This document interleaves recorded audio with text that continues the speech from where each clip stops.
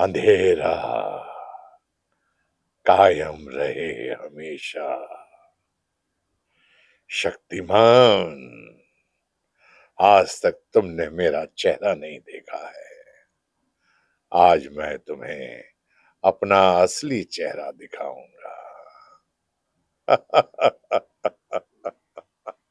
नमस्ते, greetings and welcome to another episode of the Aryan Sabat podcast. आज हमारे साथ जो स्पेशल पर्सनालिटी है उनके बारे में जितना कहो उतना कम है, because he is none other than Guru Dronacharya ji from Mahabharat. आपने उनको देखा रहेगा एज किल्विश इन शक्तिमान, देवों के देव महादेव या श्रीमद् रामायण में, और 10,000 एपिसोड से ज्यादा कंप्लीट कर चुके हैं वो। और उनसे कई सारे बातें सीखी जा सकती है, इमेंस नॉलेज लिया जा सकता है। और आज वो टाइम निकाल के आया है, is none other than Shri Surendra Pal Singh ji. बहुत बहुत धन्यवाद सर, आपने आज टाइम दिया। आपका बहुत बहुत स्वागत है the Aryan Sabat podcast. Aryan, thank you very much. आपने मुझे बुलाया, उसके लिए बहुत बहुत धन्यवाद। और आभार आपका कि आज मैं अपने छोटे बेटे के सामने बैठकर एक इंटरव्यू कर रहा हूँ और दर्शकों से बात करने का मौका मिल रहा है। इससे अच्छी बात और क्या हो सकती है मेरे लिए। कि आपसे तो कई सारे बातें करनी है आज, बट आपसे जितना भी सवाल पूरा, आप ऐसे पर्सनालिटी है जिनसे आप एक इंसान कई सारी चीजें सीख सकते हैं, and you are so down to earth. So let's begin. बहुत आपका बहुत सर धन्यवाद, बहुत बहुत धन्यवाद बेटा डेफिनेटली इसके लिए।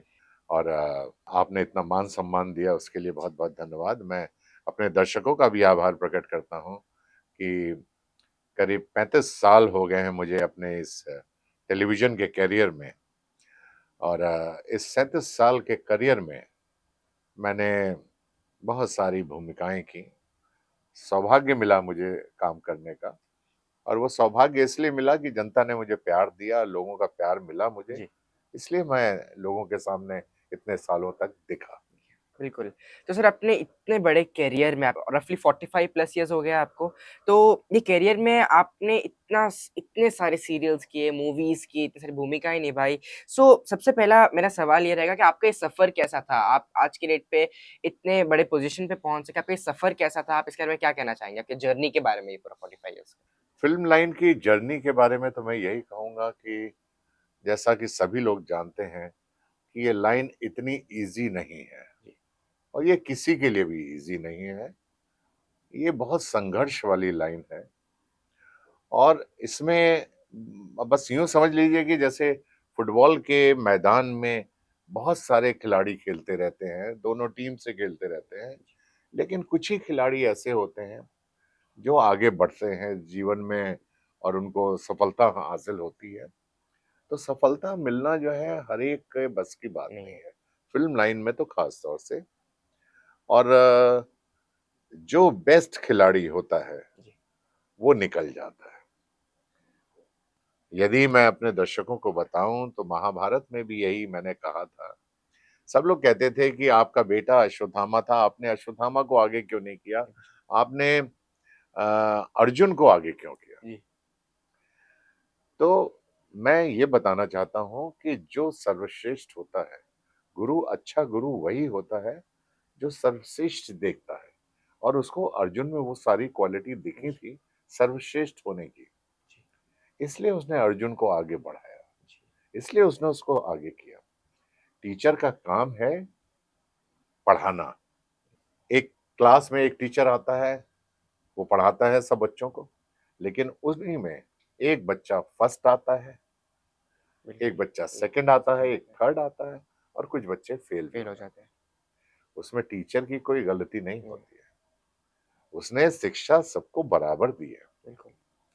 आपके ऊपर डिपेंड करता है कि आपने कितनी ग्रैस्प की, कितना उसे अपने अंदर लिया, कितना आपने उस चीज को समझा और फिर आगे बढ़े। हमारे साथ भी कुछ ऐसे ही हुआ।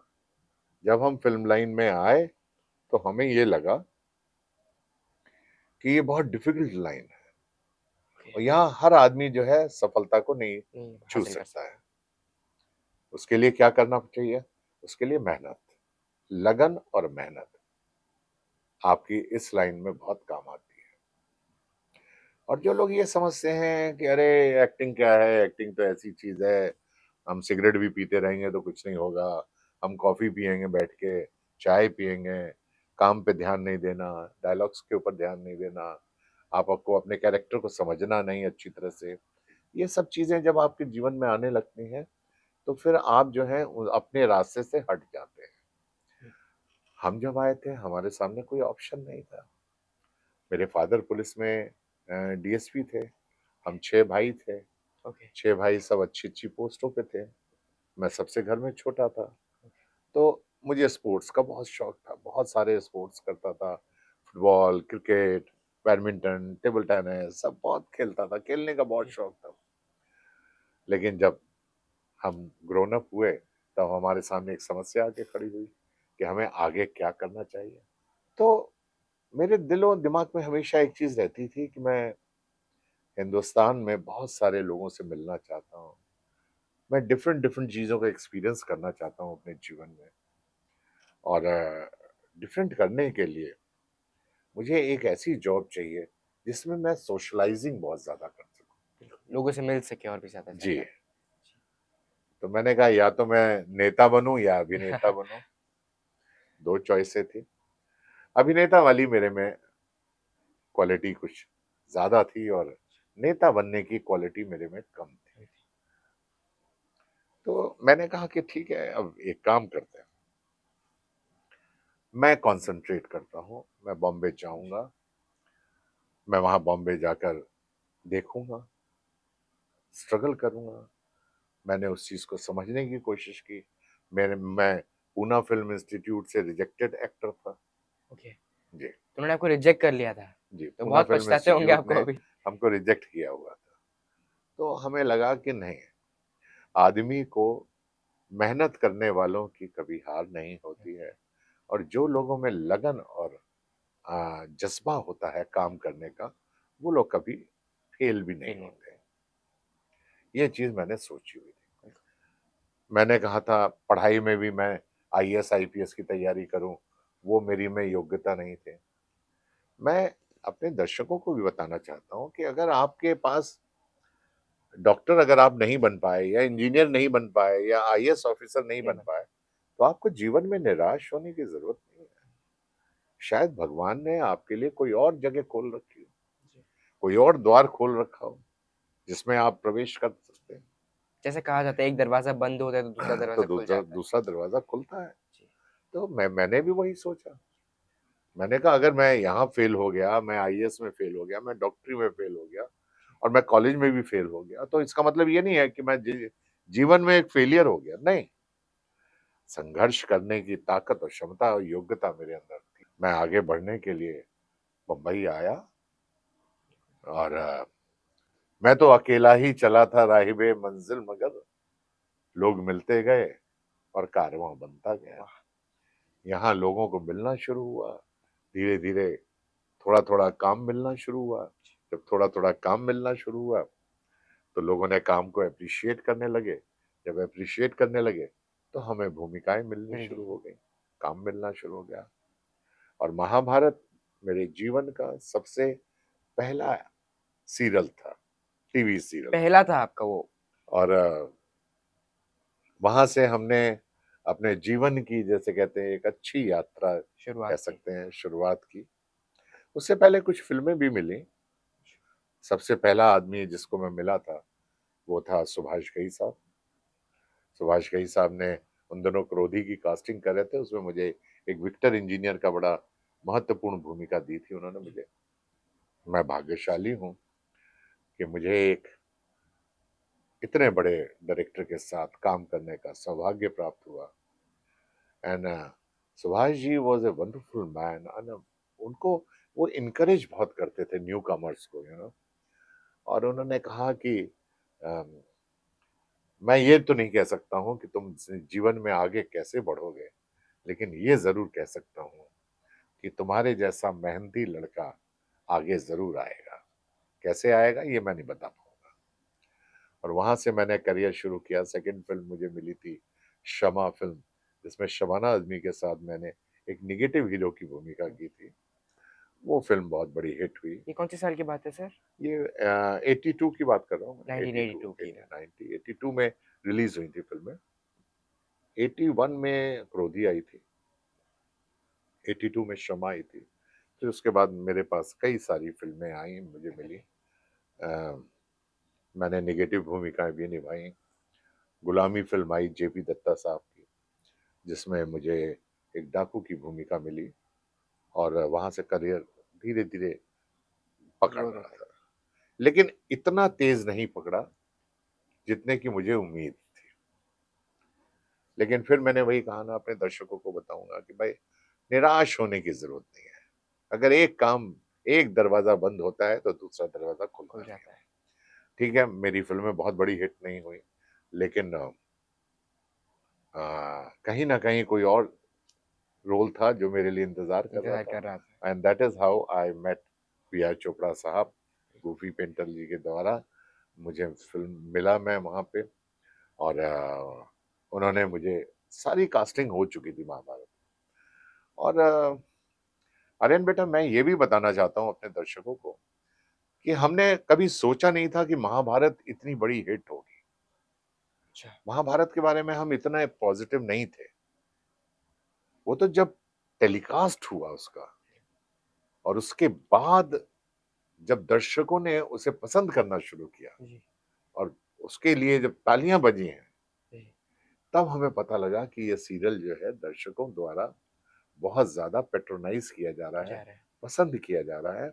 और वहां से धीरे धीरे धीरे रफ्तार हमारी, जिसे कहते हैं सक्सेस की, जो आपको चाहिए जिस जो स्पीड चाहिए में। थी, जिसका मुझे इतने सालों से इंतजार है। था, कि फिल्में करने के बावजूद भी वो जगह नहीं, वो मुकाम नहीं मिल पा रहा था जी। जिसकी मुझे तलाश थी।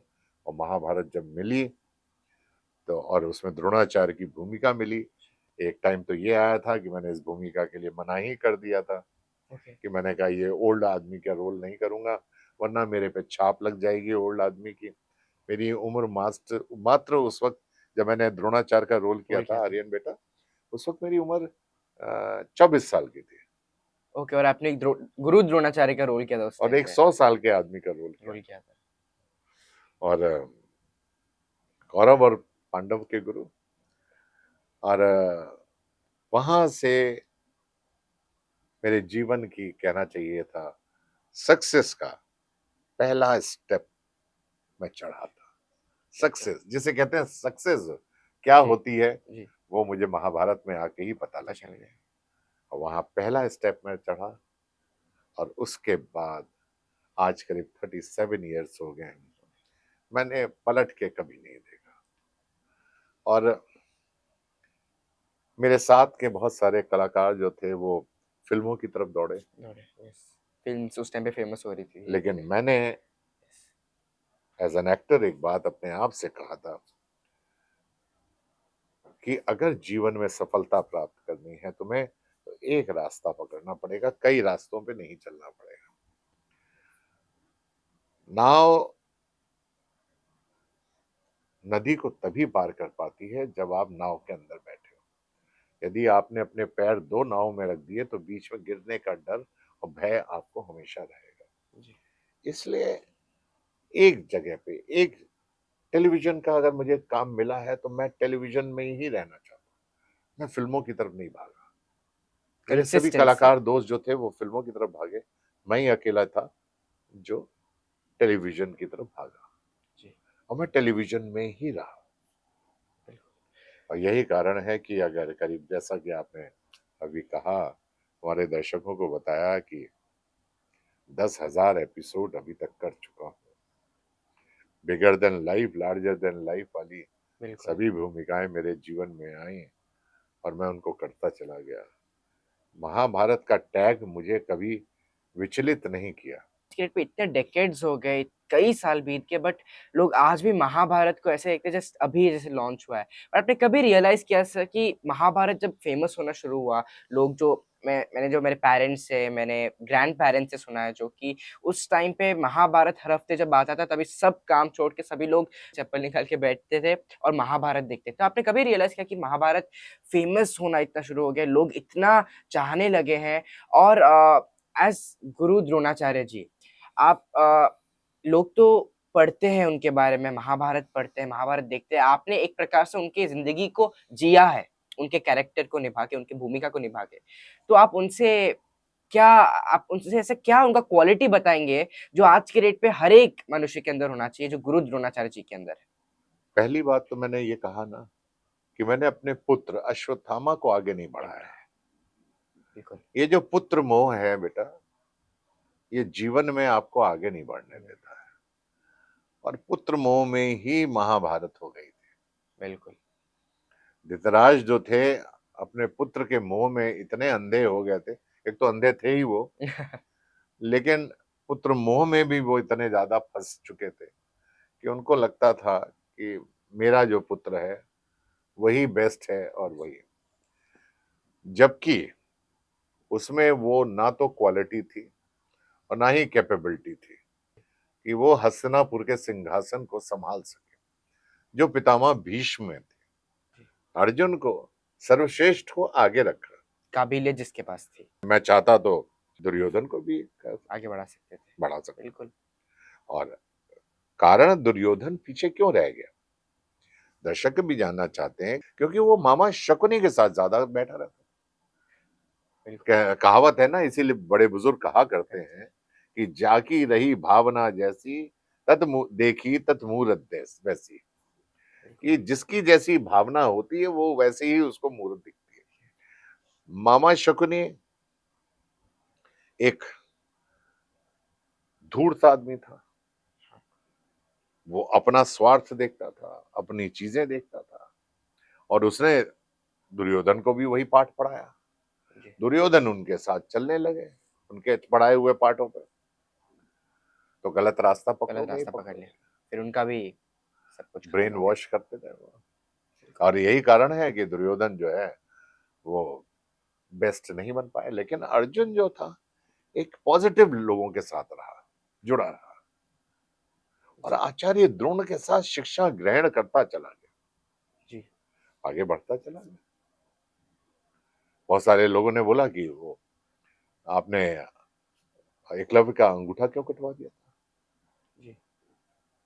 तो मैंने उसको कहा, लोगों को बताया, पहले जो था गुरु जो था वही अपने शिष्य को डिग्री देता था, गुरु ही सुप्रीम होता था। जैसे आजकल सरकार द्वारा यूनिवर्सिटी और कॉलेजेस वगैरह जो एफिलेटेड होते हैं, सरकार ने एक सिलेबस बना रखा है, सरकार ने एक स्टैंडर्ड बना रखा है, और आपको वो स्टैंडर्ड को क्रॉस करना पड़ेगा, पास करना पड़ेगा, तब आपको डिग्री जो मिलेगी। जब आचार्य द्रोण ने एकलव्य से पूछा, भाई ये तुमने शिक्षा कहाँ से ली, तो उसने कहा कि मैंने शिक्षा आपसे ली नहीं है, मैंने शिक्षा आपको देखता रहता था और देख देख के शिक्षा ग्रहण की। इसका मतलब तुमने शिक्षा चोरी की है, और चोरी की है तो तुम्हें दंड भी मिलेगा। दंड उन दिनों बहुत ज्यादा कड़क होता था, रूल्स एंड रेगुलेशंस बहुत स्ट्रिक्ट थे, स्ट्रॉन्ग थे। तो उन्होंने कहा, भाई मुझे तुम्हारा इसलिए लिया कि भाई तुमने शिक्षा जो है ली नहीं है, तुमने शिक्षा चोरी की है, देख देख के। जैसा कि आजकल हो रहा है, लड़के लोग जो है पढ़ाई में ध्यान नहीं दे रहे हैं, बल्कि नकल में ज्यादा ध्यान दे रहे हैं। पर्चियां लेते हैं, पर्चियों से नकल करते हैं, पेपर को चोरी कर लेते हैं। ये इस तरह की घटनाएं होती हैं, जो कि हमको एक अच्छा इंसान बनने में बाधक है। That is why people say कि why Arjun was the best, because Acharya Drona ने कभी भी पुत्र मोह में नहीं फंसे। अब पुत्र मोह में जो भी फंसा है, वो आज तक का इतिहास देख लीजिए, वो लोग डूबे ही डूबे हैं। बिल्कुल। तो इससे प्रूफ होता है राजा का बेटा भी आज के डेट पे राजा नहीं बनेगा, जिसके अंदर काबिलियत होती है वही राजा बनेगा। अच्छा काबिलियत होगी तभी वो राजा बन पाएंगे, अदरवाइज वो नहीं बन पाएगा। बिल्कुल, बहुत बहुत अच्छा जवाब दिया। बट आज की डेट पे शायद आपने बोला कि यंग जनरेशन है, उनको शॉर्टकट चाहिए कि कैसे सफलता हो या कोई भी एक शिखर पे उनको जल्दी पहुंचना है, शॉर्टकट पकड़ना है।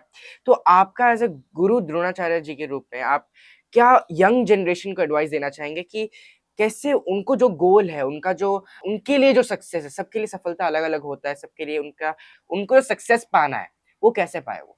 सफलता देखिए कोई ऐसी चीज नहीं है जो हम परोस के आपको देते दे हैं। सके।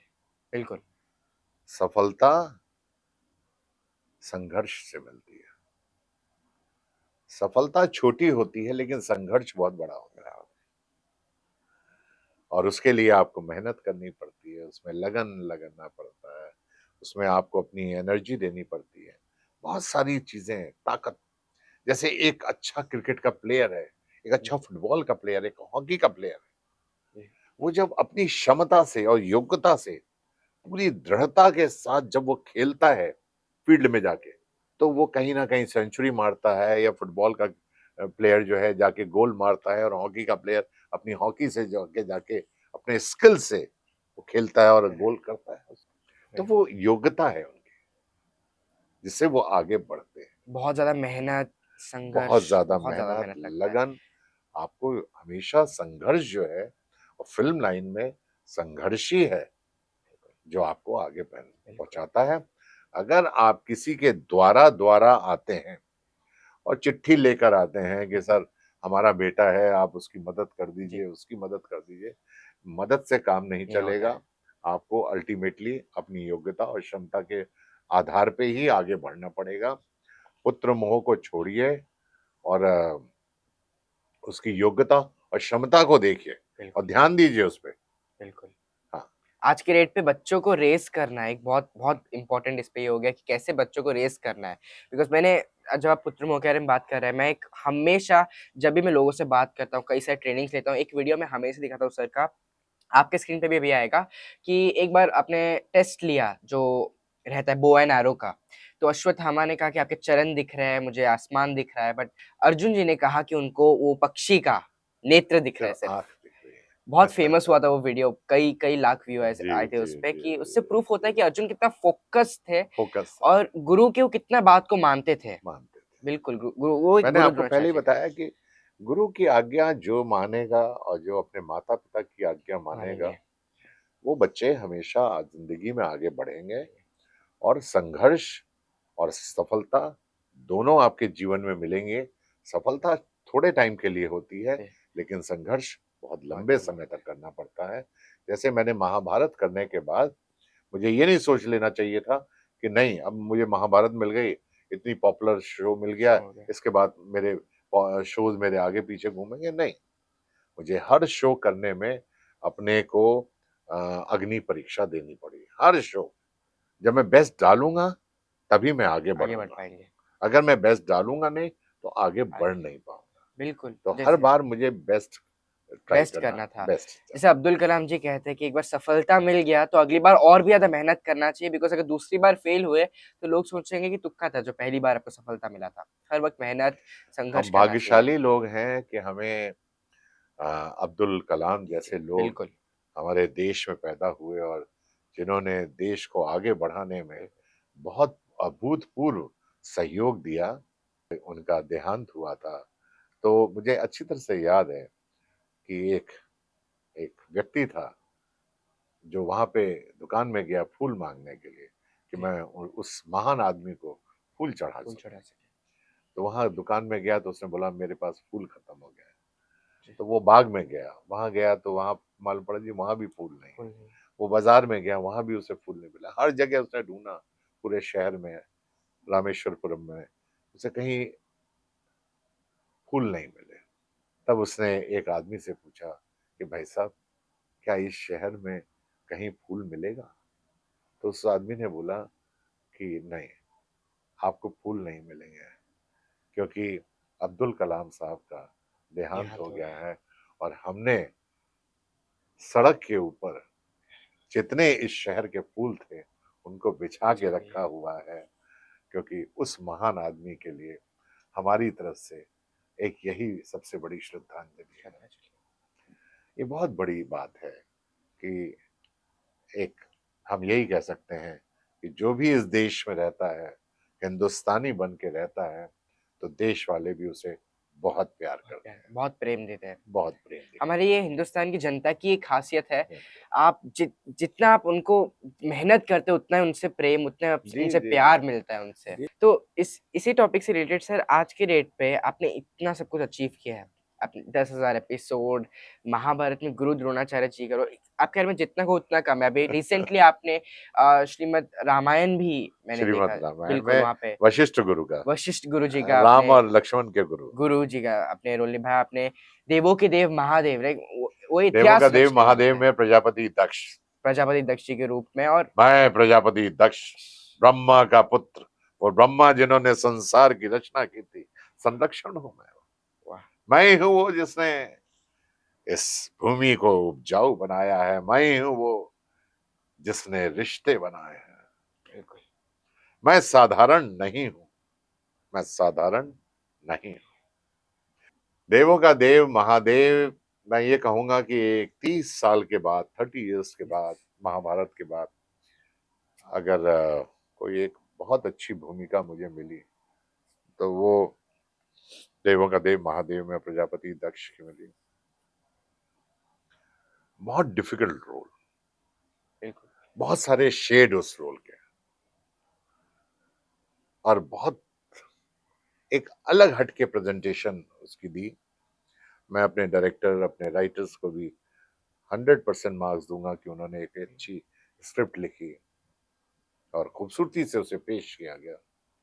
और उसके बाद पूरे हिंदुस्तान ने मेरे उस रोल को बहुत सराहा, बहुत प्यार पसंद दिया, किया। बहुत प्यार दिया, yes। और मैं अपने दर्शकों का बहुत बहुत आभार प्रकट करता हूँ कि उन्होंने पसंद किया। और बहुत ही चैलेंजिंग रोल था, बहुत ही मजबूत जिसे कह सकते हैं। बिल्कुल उसे हर कलाकार उस रोल को कर नहीं नहीं सकता कंप्लीट कर था। पाते हैं। उससे पहले भी बहुत सारी बात, गणेश जी, महादेव जी के ऊपर बहुत सारे सीरियल सीरियल बने, बने हैं, दुर्गा वर्गा सब में, और सब में दक्ष था, क्योंकि सती का फादर था तो हर जगह दक्ष दिखाया गया। 16-17 बार दिखाया जा चुका है हिंदुस्तान में, लेकिन दक्ष कभी नोटिस नहीं हुआ। पहली बार नोटिस हुआ देवों का देवों के देव देव महादेव महादेव में, में।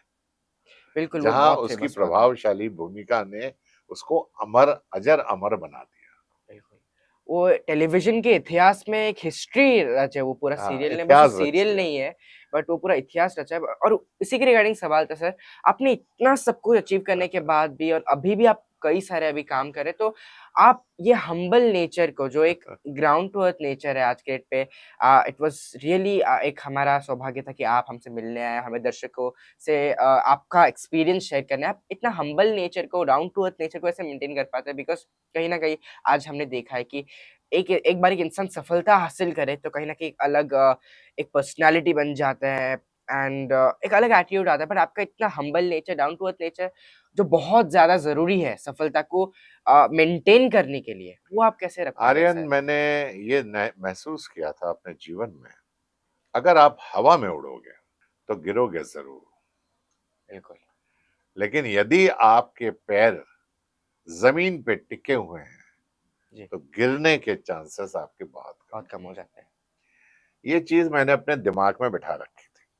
जब सक्सेस हमें मिली, बहुत ज्यादा मिली, और हर शो मेरा हिट होता चला गया। मैंने महाभारत किया, चाणक्य किया, चंद्रकांता किया, जी, जी हॉरर शो किया, शक्तिमान किया, किलविश किया, महाराणा प्रताप किया, पृथ्वीराज चौहान, हर रोल मेरा हिट होता गया, हिट होता गया, हिट होता गया। जैसे जैसे सफलता मुझे मिलती गई, मैंने एक बात कह दी थी, मुझे हवा में जिस दिन उड़ूंगा उस दिन गिरूंगा जरूर। इसलिए जमीन पे चलते रहो, पांव जमीन पे रखो, उड़ो मत। सभी कलाकारों को मैं कहता था, बिल्कुल, महाभारत वालों को, कि जो जिस घोड़े पे सवार हो, ये महाभारत का घोड़ा है, जिस दिन ये घोड़ा गिरेगा सब लोग गिर सब लोग जाओगे, गिर जाएँगे। बिल्कुल, इसलिए जमीन पे रहो। बिल्कुल, कहने का अर्थ यह है, हम्बलनेस और पोलाइटनेस आपके जीवन का एक आधार होना चाहिए। जितना आप लोगों से मिलनसार रहेंगे, जितना लोगों से आप प्यार करेंगे, जनता आपसे उतना ही उतना ही प्यार प्यार करेगी। करेगी, उतना ही आपसे अटैच रहेगी, उतना ही आपके करीब रहेगी। तो 2 पिलर है लाइफ के, हम्बलनेस और पोलाइटनेस, जो हमें आगे बढ़ाने में हेल्प करते हैं, बिल्कुल। और सर आज के डेट जबकि पे भी भूमिकाएं मुझे एक भी ऐसी नहीं मिली पोलाइट या हम्बल आप कह सकते हैं। भूमिकाएं जितनी भी मिली वो बहुत स्ट्रांग मिली। महाराणा प्रताप में राजा मालदेव सिंह, अब मालदेव एक स्ट्रॉन्ग कैरेक्टर था जो महाराणा प्रताप से भी लड़ जाता पहले था।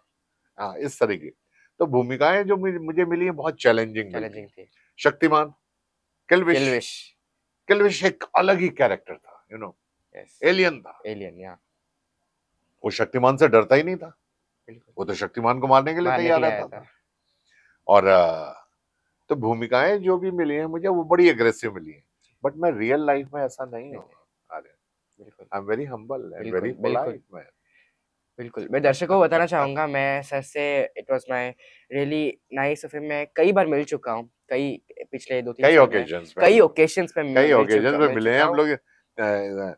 स्टेज पे भी कई बार मिले स्टेज पे भी कई हैं। बार जी मिले जी हैं एंड इतनी बार मिलने के बाद मैं डेफिनेटली कह सकता हूँ ये एक बहुत नसीब की बात है बिकॉज़ आपसे कई सारे हर बार मैं जब सर को सुनता हूँ एंड इट वाज़ आज हम लोग पॉडकास्ट में आ सके बट जब भी आप सुनते हैं तो कुछ ना कुछ अलग-अलग सीखते जाते हैं। इतने सारी बातें इनसे सीखने के लिए और जानने के लिए और आपका जो एक्सपीरियंस इतने सालों का है और यंग जनरेशन को ये बहुत ज़्यादा ज़रूरी है। आपका हर एक शब्द जो आप बता रहे हैं, वो हम्बलनेस हो गया, पोलाइटनेस हो गया, जो संघर्ष हो गया, संघर्ष। मेहनत के बिना कुछ भी नहीं होता है आज के डेट पे, जो शॉर्टकट आज के डेट पे यंग जनरेशन ढूँढते सफलता रहते हैं। थोड़ी देर के लिए है, संघर्ष बस लंबा संघर्ष बहुत लंबे समय बिल्कुल, तक रहेगा। बिल्कुल, इसलिए संघर्ष को अपना दोस्त बना के चलो भैया। बिल्कुल, मैंने दोस्त बना लिया था उसको कि भैया संघर्ष तो है ही है, हर जगह आने के लिए मेहनत करना पड़ती है। ओके और सर अभी अगला सवाल मैं आपसे पूछूँ तो आज के डेट पे भी आप कई सारे वर्क कर रहे हैं, राइट? कई सारे अलग-अलग सीरियल कर रहे हैं और आप कंटिन्यूअसली 3-4 सीरियल इनफैक्ट एक साथ करते रहते हैं, 3-4 सीरियल। आज तो भी 4 शो चल ही रहे हैं 4 मेरे। शो आपके चल ही रहे हैं, राइट? तेरी मेरी डोरियां चल रहा है, बिल्कुल, उसमें दारजी का रोल है, फादर्स का रोल है, जी, बहुत बड़ा इम्पोर्टेंट कैरेक्टर। प्रचंड अशोक में चंद्रगुप्त मौर्य जी, और Ramayan, new Ramayan on Sony TV, okay, उसमें गुरु वशिष्ठ गुरु ऐसा वशिष्ठ जी, बताया मैंने आपको। और इतनी प्रकार की भूमिकाएं करने का जो मुझे सौभाग्य मिला है, मैं उन भाग्यशाली कलाकारों में से हूँ जो ये कह सकते हैं कि इतनी भूमिकाएं किसी भी कलाकार को शायद उसको जीवन में नहीं नहीं मिली मिली होंगी होगी, जितनी भूमिकाएं मैं कर चुका हूँ। बिल्कुल, और हर भूमिका मेरे सामने चुनौती के रूप में आई है और मैंने उस चुनौती को स्वीकार किया, स्वीकार करके मैंने काम किया। बाकी दर्शक हैं हमारे बैठे हुए जो ये डिसाइड करेंगे कि मैं अच्छा था या क्या बुरा बात था। है, और बिल्कुल, अगर मैं बुरा होता तो आज मुझे काम मिलना नहीं बंद हो मिली, गया होता। चूंकि अच्छा रहा तो काम आज भी मिलता चला जा रहा है और फ्लडेड विद द वर्क हूं मैं आज भी। समय निकाल पाना मेरे लिए थोड़ा सा मुश्किल मुश्किल होता है, होता है, लेकिन सब चलता है बिल्कुल चलता है। और इतना आपने मैनेज अच्छा करता हूँ कनेक्ट सब। किया है ऑडियंस से यस आर्यन। तो सर मेरा ये सवाल था कि आज के डेट में आप इतना काम कर रहे हैं और आपने इतना सफलता पाने के बाद भी इतना काम करा, आपको क्या मोटिवेट करा? आप जो सुबह उठते हैं, आपको क्या वो मोटिवेशन रहता है, वो क्या एथिक रहता है जो आप दिन-रात अभी भी इतना मेहनत करते हो और आपका इतना लाइफ का जो मोटिव है, कंटिन्यूअस संघर्ष करते रहना, मेहनत करते रहना, ताकि आप सिर्फ अपने लिए नहीं, लोगों के लिए आप वो डिलीवर कर सकें लोगों को, जो लोग आपको इतना प्यार देते हैं, वो चीज़ को मेंटेन कर सकें। आपको क्या वो चीज़ मोटिवेट करता है हर रोज़ जो आप इतना काम करते हैं, इतना मेहनत करते हैं, इतना संघर्ष करते हैं? मेरे आदर्श हैं अशोक कुमार जी, दिलीप कुमार जी, जी, अमिताभ बच्चन जी, शत्रुघ्न सिन्हा जी, धर्मेंद्र। और इन सब में मेरा भगवान जो है वो मैं धर्म जी को मानता हूँ। उनको मैं प्रणाम करता हूँ और दुनिया में बहुत कम लोग होंगे जो धर्म जी जैसे होंगे। बहुत प्यारे इंसान, बहुत प्यार करने वाले इंसान। और मैंने उनसे उनके साथ काम करने का सौभाग्य भी मिला मुझे। ओके, उनके पुत्र के साथ भी, सनी देओल के साथ भी, इंडियन जैसी फिल्म, चैंपियन जैसी फिल्म, बोले सोनिहाल में मैं उनके पिता का भूमिका निभाई। उनके परिवार के साथ भी काम करने का, बॉबी ओके, देओल के साथ भी काफी काम करने का मिला। लेकिन मैं धर्म जी को बहुत आइडियल मानता हूँ अपना और बहुत उनको वो करता हूँ। और मुझे लगता है कि और मैं उनको ये कहता हूँ कि अगर धरती पे कोई भगवान है तो मेरे लिए धर्मेंद्र है। क्योंकि जब मैं आया था स्ट्रगल डेज में भी आया था, तो जब मैं गुलामी कर रहा था उनके साथ पहली फिल्म, और जब पहली फिल्म मैंने की थी क्रोधी भी, ओके, उसमें मैं विक्टर इंजीनियर का रोल किया था। यस, और उसी दौरान जब मेरी मुलाकात, इतना प्यार और स्नेह मुझे उनसे मिला है कि मैं भूल नहीं सकता हूँ। और इतने बड़े कलाकार, के अंदर इतना सा भी घमंड नाम नहीं मात्र है। के लिए नहीं था। और मैं भाग्यशाली लोगों में से हूँ जिन्हें उनके परिवार के साथ भी इतना अच्छा काम करने के लिए मिला मुझे। इन सब कलाकारों से मैंने यही सीखा, जिनका नाम लिया मैंने अभी, लेजेंड लोगों से। बिल्कुल। क्योंकि मैं अपने आप को भाग्यशाली इसलिए कहता हूँ आर्यन बेटा कि मैंने वो सारे कलाकार देखे अपने जीवन में जो लेजेंड थे। जी। मैंने किशोर कुमार साहब को देखा, मैंने मुकेश जी को देखा, मैंने लता जी को देखा गाते हुए उनको, मैंने अशोक कुमार जी के साथ काम करने का मौका मिला, मुझे दिलीप साहब के साथ घंटों बैठ के बात करने का मौका मिला। तो इन सबके साथ जब मैंने अपना समय बिताया और महसूस किया जी। इस बात के लिए कि बड़ा कलाकार होना बहुत जरूरी नहीं है, एक अच्छा इंसान होना बहुत बहुत ज़्यादा जरूरी है। ज़रूरी है। और ये लोग, और उस वक्त मैं एक न्यू कमर था, और ये लोग इतने घुल मिल कर मुझसे बैठ के बातें करते थे, जी। ऐसे बातें करते थे जैसे कि आ, मैं कोई बहुत बड़ा स्टार हूँ। और इतना प्यार मिलता था मुझे इन लोगों से, इतना आशीर्वाद मुझे मिलता था इन लोगों से कि मैं, मेरे पास वर्ड्स नहीं है नहीं, to express my gratitude towards these phenomenal stars. बिल्कुल सर, बिकॉज़ एक एक स्पीचलेस जी एक्सपीरियंस बन जाता जी है जब, जी जी बिल्कुल मैंने जी। भी एक्सपीरियंस किया, जब आप एक न्यूकमर रहते हैं और हाँ, जब ऐसे लोगों का सपोर्ट मिलता है, एक एक वो एक पिलर बन जाता है आपके लिए, बिल्कुल जैसे धर्मेंद्र जी थे, राइट? और ये मेरे लिए सबसे बड़े सौभाग्य की बात है कि मैं एक उन लेजेंड्स के साथ मुझे काम करने का मौका मिला, मुझे उनके साथ मिलने के। तो मैंने अपने जीवन में, जैसे मैं सुनील दत्त जी के साथ बहुत रहा, उनके साथ मैंने नम्रता सीखी, मैंने धर्म जी के साथ व्यवहार कुशलता देखी, मैंने अमिताभ जी के साथ पंचुअलिटी देखी। तो मैंने कहा ये सब मेरे सामने लेजेंड लोग हैं, इनसे मुझे कुछ सीखने को मौका मिल रहा है, तो मैं क्यों ना सीखूं जी, और इसे अपने जीवन में क्यों ना अप्लाई करूं। बिल्कुल, और मैंने अपने जीवन में अप्लाई किया और मैं देखा कि ये चीजें मुझे बहुत हेल्प की, मुझे सक्सेस में आगे बढ़ने में इन चीजों ने मुझे बहुत हेल्प बहुत ज़्यादा की। हेल्प की। तो ये सीखने का एटीट्यूड बहुत ज़्यादा ज़रूरी है, बिकॉज़ सूर्य होता है, जैसे हम लोग पढ़ते हैं, तो सूर्य जो है एक बहुत बड़ा क्वालिटी है, जो धरती में इवेपोरेशन का काम करता है। चाहे पानी में चाहे नमक मिला हो, कुछ और मिला हो, उसमें से वो पानी को सोख लेते हैं, तो वो सीखना बहुत जी ज़्यादा जी ज़रूरी है। जी बिल्कुल। हर जगह से सीखा जा सकता है कुछ जैसे, राइट सर? तो फाइनली सर कुछ आखिरी कुछ सवाल आपसे है कि आपका अभी इतना बड़ा जर्नी हो चुका है, अभी आपका आगे का और क्या प्लान है? आपको आगे और क्या करना है लोगों के लिए? बिकॉज़ आपका पूरा ज़िंदगी आपने लोगों को कुछ देने में लगा दिया, आपने लोगों के लिए इतना, आपने एक इंडस्ट्री में एक ऐसा अब बेंचमार्क रखा है आपने। हाँ, आर्यन, अब मेरा जो ध्येय है जी, वो ठीक है, काम तो है, काम अपनी जगह है, और जी, काम मुझे छोड़ता नहीं है, बिल्कुल, और मैं काम को भी नहीं छोड़ता। बिल्कुल, हम दोनों ही एक दूसरे के वो हैं, पर्याय हैं। और मैं चाहता हूँ अब कि मैं थोड़ा सोशल वर्क भी करूँ, लोगों के लिए भी जी, काम करूँ। मैं किसी अच्छे हॉस्पिटल के लिए काम करना चाहता हूँ। मैं उन बच्चों के लिए काम करना चाहता हूँ जिनकी एजुकेशन नहीं पूरी हो पा रही है, जी, उनकी मैं मदद करूँ, उनकी मैं हेल्प करूँ। तो इस तरह की मैं सोसाइटी या इस तरह की संस्था से जुड़ना चाहता हूँ ताकि मैं उनके लिए कुछ कर अपना सकें। योगदान दे सकूँ। वर्क वाइज मैं इतना 10,000 एपिसोड, इतना काम कर चुका हूँ, bigger than life, larger than life वाली सभी भूमिकाएं कर चुका हूँ। अब मैं चाहता हूँ कि मैं थोड़ा समाज के लिए भी काम करूँ। जैसे मैं राजनीति में कोई मेरे इंटरेस्ट नहीं है, जी, लेकिन नहीं, मैं अपनी जिम्मेदारियों को, भारत का नागरिक होने के कारण मैं अपनी जिम्मेदारियों को समझता हूँ और मैं अपनी जिम्मेदारियां निभाता नहीं बात है, रहूँगा। बिल्कुल, मैं डेफिनेटली चाहूंगा कि राजनीति में एक अच्छा दर्पण आए, जिसमें अच्छे अच्छे लोग आए, ओके, ताकि एक अच्छी छवि बने, देश की अच्छी छवि बने, लोगों की अच्छी छवि बने, और एक स्टेट की, राज्य की अच्छी छवि बने। तो कहने का अर्थ ये है कि मैं जो कार्य करना चाहता हूँ वो समाज के लिए करना चाहता हूँ, और जी, पॉजिटिव करना चाहता हूँ, उन लोगों के लिए करना चाहता हूँ जिनके पास व्यवस्था नहीं है। जी, मैं उनके लिए व्यवस्था का खुद इंतजाम सोशल करना वर्क करना चाहता हूँ। चाहते हैं। जिनके पास पढ़ाई आगे बढ़ने के लिए नहीं है, उनके लिए काम करना जी, चाहता हूँ। मैं अपने परिवार के लिए काम करना चाहता हूँ।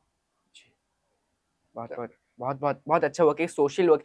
तो आज का पॉडकास्ट में हम लोग कई सारी चीज़ें सीखे सर, एंड फाइनली बहुत-बहुत धन्यवाद आपके समय के लिए। हम लोग आज का पॉडकास्ट को ख़त्म करेंगे, एक एंड डालेंगे। एक आपसे एक रिक्वेस्ट रहेगा, एक द्रोणाचार्य जी का एक एक डायलॉग जो आपने महाभारत में कहा था, कोई एक इसके साथ हम लोग आज के पॉडकास्ट को समाप्त करेंगे। और बहुत-बहुत धन्यवाद आपने आज का समय दिया। सो एक द्रोणाचार्य जी का एक एक डायलॉग सर। ये डायलॉग उस वक्त का है जब द्रौपदी का चीरहरण होता है, जी। तब आचार्य द्रोण कहते हैं, केवल द्रुपद सुता की लज्जा नहीं लुटी है आज यहाँ, सारी नारी जाति के संग लज्जित सभ्य समाज यहाँ। मेरी यही प्रार्थना है राजन, दुर्योधन को दंड कठोर मिले, जितना घोर पाप किया है उससे भी अधिक दंड घोर मिले। जो कुछ जीता है जुए में वो वापस कर दो, तभी मिल पाएगा न्याय, तभी मिल पाएगा न्याय। बहुत-बहुत धन्यवाद आपके समय के लिए। और आज का पॉडकास्ट बहुत अच्छा गया, आपने बहुत अच्छा जवाब दिया। मेरे ऑडियंस को संबोधित करने के लिए बहुत-बहुत धन्यवाद। एंड डेफिनिटली ये हम लोग वापस करेंगे, एंड डेफिनिटली ऑडियंस भी हमारे चाहेंगे कि हम लोग ये वापस करें। एंड बहुत-बहुत धन्यवाद आपके समय के लिए। थैंक यू वेरी मच, बहुत-बहुत थैंक यू धन्यवाद sir. Very much thank you. Aryan. So thank you very much the Aryan Sawat podcast के सेकंड एपिसोड के अंत तक बने रहने के लिए। आज श्री सुरेंद्र पाल सिंह जी के साथ हमने बहुत सारे चीज़ें सीखी, चाहे वो कंसिस्टेंसी का वैल्यू हो, हार्ड वर्क, संघर्ष का वैल्यू हो, उनके एक्सपीरियंस से, चाहे वो हर एक लेजेंड से, हर एक इंसान से कुछ सीखना हो। और ऐसे कई सारी चीज़ें हमने जाने, और उनके एक्सपीरियंस, जो इनवैल्यूएबल एक्सपीरियंस जाना, वो तो आई एम स्पीचलेस। सो मिलते हैं अगले एपिसोड में of the Aryan Sawat podcast. Till then, keep learning, keep growing, and thanks for watching this podcast. Jai Jagannath.